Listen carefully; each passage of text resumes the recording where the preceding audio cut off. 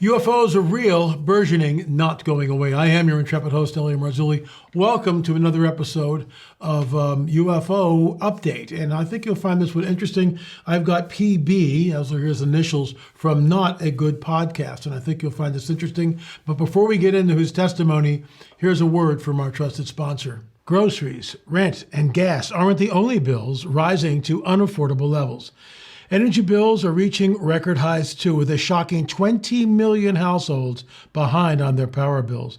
That's why I'm lowering my energy bills thanks to this amazing little device, and I absolutely love the cost saving it brings me. Folks, we put it in our house last month. I'm really anxious to watch my power bill goes down. Thanks to this little handy device, I'm able to help cut my power bills, beat the greedy utility companies, and keep more money in my pocket every month. Folks, please visit www.don'twastepower.com. That's www.don'twastepower.com, www.don'twastepower.com, or simply click the link in the description below to get the nation's leading way to lower energy bills. We've got it in our house, and I will let you know what happens to our electric bill. PB, thank you so much for joining us here. Really appreciate it. And I was on your podcast not too long ago, and that was a real hoot with the guys and stuff. But you were telling me about this encounter that you had. So walk us through it. Where did this take place? And we'll show the video a little bit later. But give us the backstory here, please. Sure. Well, my son and I were driving back from where we were camping down south of West Palm, and we were trailering our trailer, and it got going about 60 miles an hour, 65 miles an hour. We're passing through Jupiter, Florida, right on 95, and we were listening to the Blurry podcast. We're fans of them, a Blurryverse. They had a guest on there and just talking about portals. And right when we started that episode, we saw a UAP, probably about 8 feet in diameter, a sphere that looked very heavy. It was probably 150 feet up, maybe 90 to 150 feet up. That's really close. And it was moving really, really steadily. My initial comments to my son was, "Is that a balloon?" Wow. And then it got closer, and it wasn't moving with the wind. It had a trajectory. It was a solid object that was being propelled by something, but it was a windy day, and it wasn't moving back and forth like a big balloon. So it was going from northwest across us to the southeast, and it went diagonal across the road. I happened to pull out my phone and record just a little bit of it. I couldn't see it in the phone, but what and I was able to get a couple shots of it. So we probably only had like 3 or 4 seconds of video, and I slowed it down.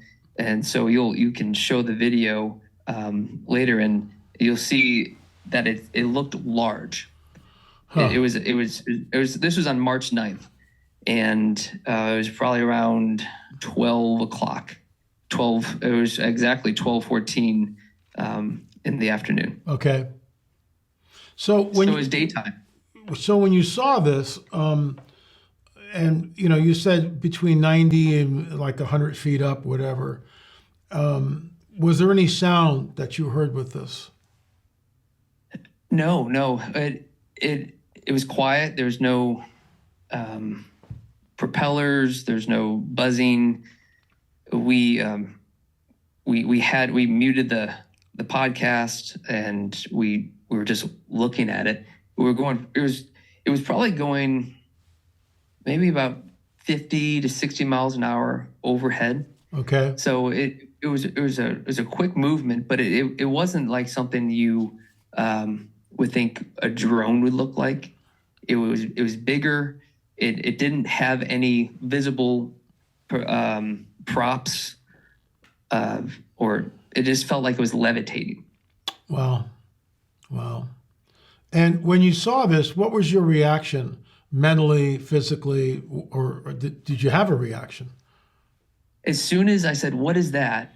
I knew it wasn't a man-made object. It was hovering and moving as a heavy object. I knew it wasn't a balloon. There were some shiny elements to it that weren't a reflection of the sun. It was like from underneath, there was something shining to it. My son saw it a little bit closer as I was driving. He was tracking it, and I handed the phone to him. I said, "Here, record it from the backside." So once we passed it, he recorded it moving, over Jupiter. And what was your son is with you. He's 12. Yeah. What were his impressions? You want to? Yeah, I would love to hear what he thought about it. So when did you see it first, or did I see it first? Or we both saw it at the same time? You saw it first. I saw it first. You said it had some pointy things on the outside? Yeah, it was like it was more liquidy substance. Yeah, so there's some videos out there that I try to show him, like the jellyfish UAPs. Have you seen those? Yes, I have. And yes. they look like they have like tentacles poking out. Yes, yes. He said was it like a tentacle, or what did you call it? It was more like spikes. Spikes? Yes, like random spikes that would pop out of it and then like sink back into the orb. Yeah. Huh. It didn't have anything hanging from it. There's no like string, or like there's that jellyfish video with like that's close to the ground and is jostling, and there's lights shining in and out of it. It didn't seem like that. I showed that to you, right, buddy?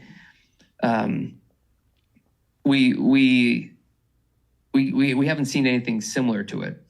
Now when I'm driving on 95, I'm looking up, just looking looking to see if something else is out there. I saw my first UFO when I was 12 too.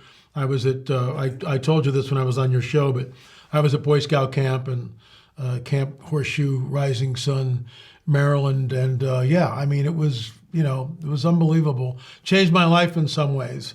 So once you see one, you're not in Kansas anymore, to use that phrase. So I'll give you the last word. Is that your first encounter, or PB, or is that the only encounter you've ever had? I think so. Okay. I've always been open to just discovering what's flying these things. Okay. I knew from an early age that it probably wasn't aliens from another world. Okay. I've always thought it's demonic entities, and that they have to travel. These demons have to travel, and they're in and out of this dimension, because we don't see the war going on around us, but there is a war, and what we witnessed, I think, made itself known to us. Yeah. And it's not something I want to search for necessarily. And I applaud you for that. I don't want to search for it either. Exactly. Or even call it down, because I think what's associated with it is evil. And it felt heavy. It felt like a heavy moment, and I felt kind of helpless.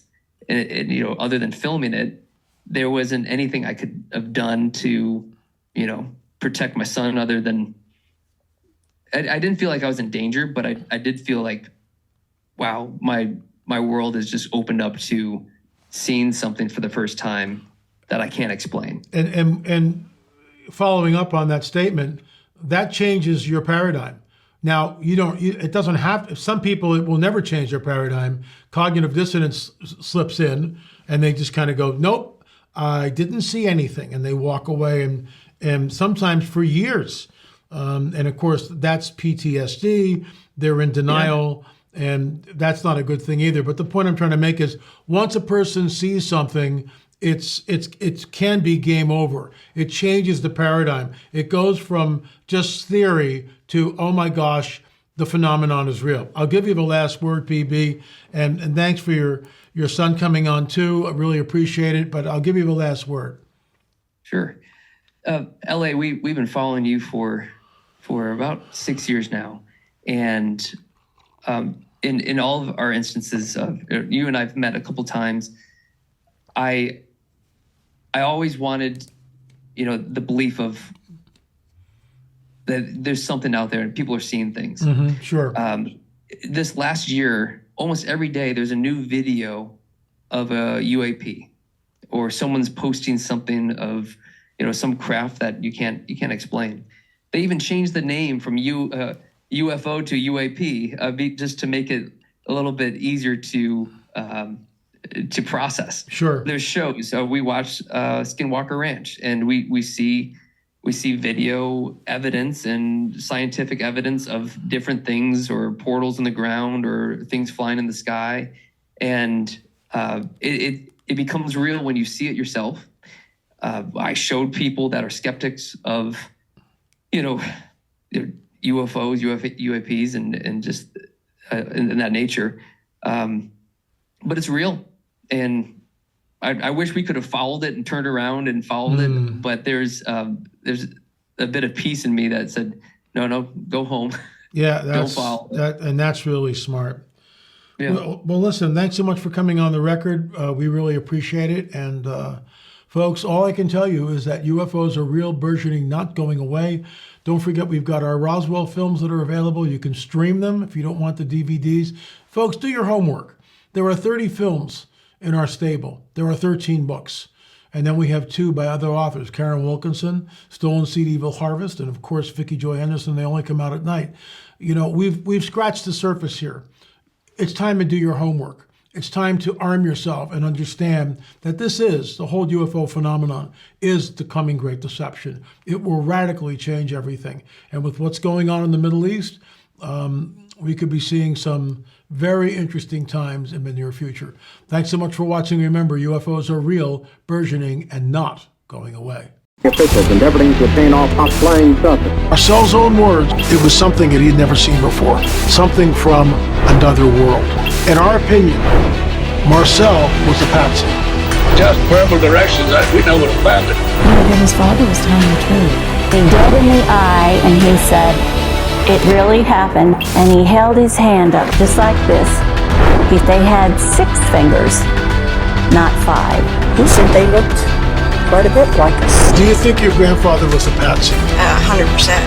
A cover-up by the U.S. military. Do you believe our government has made contact with intelligent extraterrestrials? I can't discuss in public setting. Do we have the bodies of the pilots? Biologics came with some of these recoveries. He deliberately obfuscated and made lied to the American people.